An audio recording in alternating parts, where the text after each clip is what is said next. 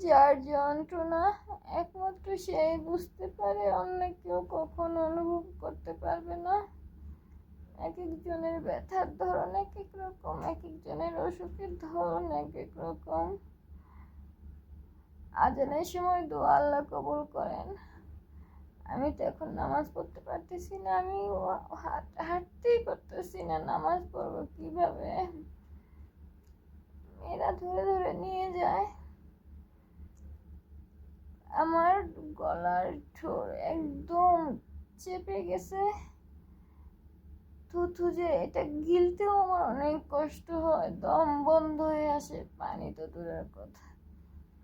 আগে 2টা ওষুধ একলগে খেতে পারতাম, আর এখন একটা না পা খেতেই গলার মধ্যে আটকে যাচ্ছে।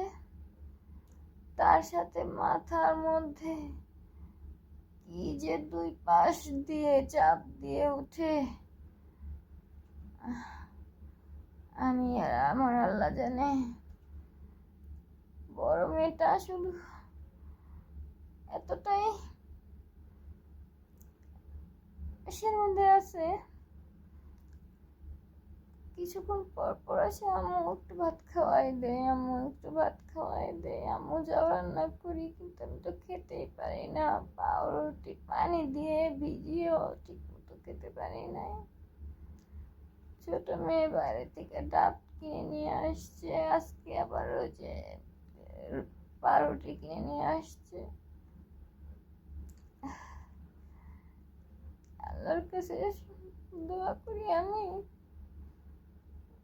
যেন আর 5টা বছর আমার মেয়েদের সাথে থাকতে পারি।